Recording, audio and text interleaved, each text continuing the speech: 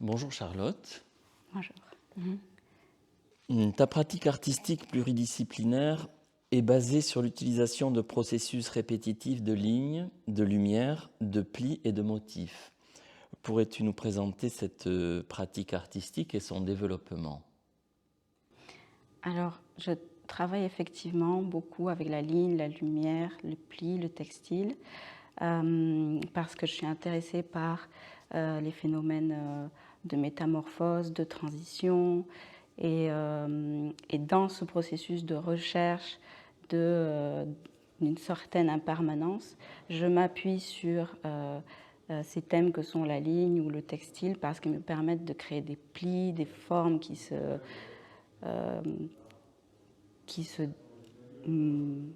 bougent, qui se transforment, qui se superposent, et une sorte de recherche de mouvement aussi dans mon travail à travers cette recherche en général. Je te cite pour la question qui suit sur ta résidence de recherche au Bel Ordinaire. Le projet de résidence s'inscrit dans une nécessité de ma production artistique d'envisager le monde dans son impermanence et son processus de perpétuel renouvellement.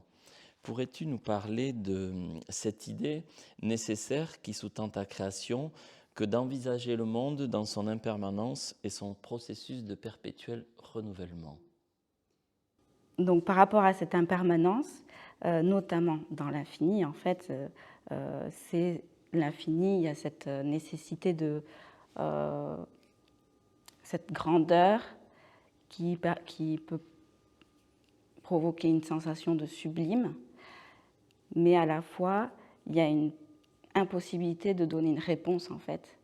Il y a une sorte de mouvement permanent entre l'imagination d'un infini spatial, cosmique, que d'un infini à l'intérieur de soi ou d'un infini de relations. Et il y a cette espèce de mouvement constant, en fait, comme un fil, qui fait que c'est très difficile de capter, de s'arrêter, de donner une réponse précise. Et donc, c'est ce spectre de possibilités, en fait, qui m'intéresse, comme le spectre lumineux de bleu qui s'étend sur un fil. Donc, on a autant de bleu foncé que de bleu clair pour définir l'infini, en fait. Même si, en termes de représentation en 2 dimensions, on a des règles qui disent le bleu foncé est devant, le bleu clair plus au fond. Moi, ça m'intéresse de regarder cette dilution, en fait, ici des couleurs de la lumière qui peuvent se transformer, dans lesquelles la conversation est peut-être à l'intérieur de ce spectre lumineux et ce changement permanent qui est celui aussi du jour et de la nuit, de la transition, en fait, du temps, du passage du jour à de la nuit, qui rythme notre vie et qui sont cette sorte d'impermanence, en fait.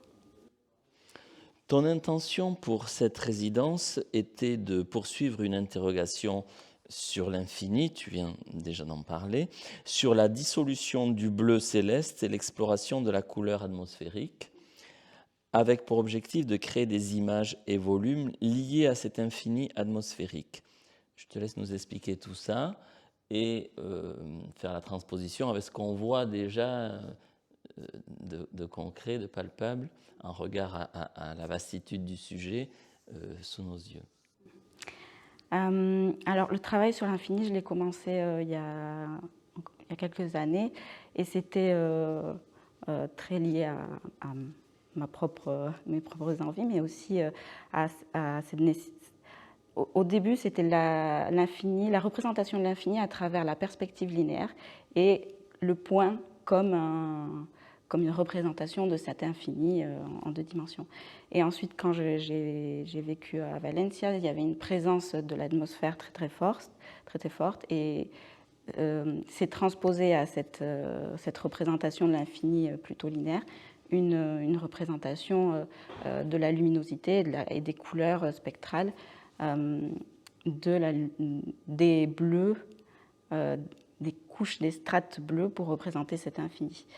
Et donc dans cette recherche, je m'interroge sur effectivement la représentation à travers des bleus de plus en plus clairs quand on regarde l'horizon, mais aussi des bleus de plus en plus foncés quand on représente l'infini vers l'espace cosmique. Le spectre est inversé. Et donc je joue aussi sur ces spectres de bleu en volume à travers des photographies du ciel que je vais plier, que je vais accumuler en couches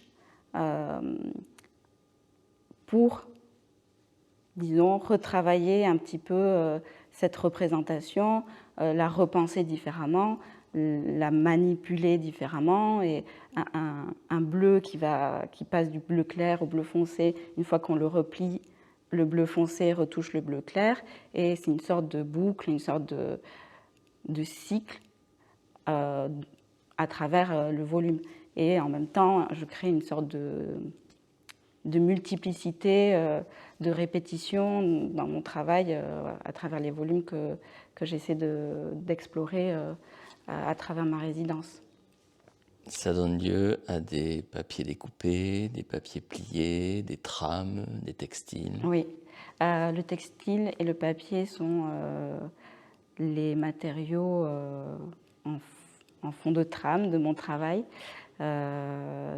C'est effectivement le support de